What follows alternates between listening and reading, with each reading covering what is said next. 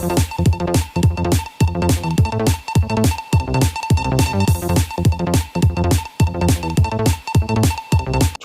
તાલુકાના કાનાવાટ ગામે ખાણ ખનીજ વિભાગનો સપાટો. ગેરકાયદેસર ડોલામાઇટનું ખોદકામ કરતા 3 ટ્રક અને હિટાચી મશીન જપ્ત કરવામાં આવ્યું.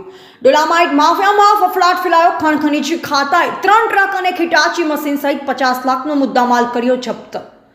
છોટાઉદેપુર નજીક આવેલ કાનાવાટ ગામે ગતરોજ ખાણ ખનીજ વિભાગ દ્વારા આકસ્મિક તપાસ હાથ ધરવામાં આવી, જેમાં પથ્થરની ગેરકાયદેસર ખોદકામવાળી જગ્યા પરથી કુલ 3 ટ્રક અને હિટાચી મશીન ખાણ ખનીજ વિભાગ દ્વારા કબજે કરવામાં આવ્યું હતું.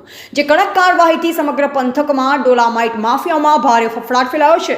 અત્યાર સુધી ડોલામાઇટ પથ્થરનું ગેરકાયદેસર ખનન કરી પથ્થરની ચોરી કરી હોય તેઓના પેટમાં તેલ રેડાયું છે અને આકસ્મિક તંત્ર દ્વારા કડક પગલાં ભરવામાં આવતા ભારે દોડાદોડ અને ખળભળાટ જોવા મળી રહ્યો છે. છોટાઉદેપુર પંથકમાં એકમાત્ર ડોલામાઇટ ઉદ્યોગની બોલાબાલા છે. વર્ષોથી ડોલામાઇટ ઉદ્યોગ માટે છોટાઉદેપુર જાણીતું છે. આ વિસ્તારમાં 100 જેટલી ડોલામાઇટ પથ્થરના પાવડર બનાવવાની ફેક્ટરી આવેલ છે અને હાલ 15 જેટલા પથ્થરની ખાણો ચાલુ છે, જેમાં નિયમિત રીતે ધંધો ચાલ્યા કરે છે. પરંતુ ઘણી બંધ પડેલ ખાણોની જગ્યા ઉપર ડોલામાઇટ પથ્થરનું ગેરકાયદેસર ખનન થતું હોય, જેના કારણે તંત્રએ હવે લાલાંક કરી છે અને આકસ્મિક તપાસ કરી દંડ ફટકારવામાં આવી રહ્યો છે.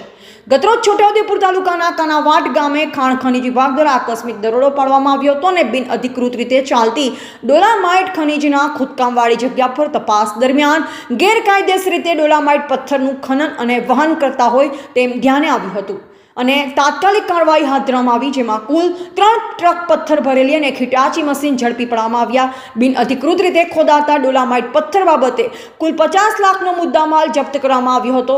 આ બિનઅધિકૃત ખાણમાં સંકળાયેલી ઇસમો સામે નિયમ અનુસાર વસૂલાતની આગળની કાર્યવાહી હાથ ધરવામાં આવી. છોટાઉદેપુર જિલ્લાના ભૂસ્તર શાસ્ત્રી નરેન્દ્રભાઈ પટેલે જણાવ્યું હતું કે ગેરકાયદેસર ડોલામાઇટ પથ્થરનું ખોદકામ કરતા હોય તેઓ સામે કડક પગલાં ભરવામાં આવી રહ્યા છે. આવનાર દિવસમાં વધુ તપાસ હાથ ધરવામાં આવશે. જો કોઈ ગેરકાયદેસર પથ્થરનું ખનન પકડાશે તેની સામે કાયદેસરની કાર્યવાહી કરવામાં આવશે. રિપોર્ટર ઇમરાન મિર્ઝા, છોટાઉદેપુર.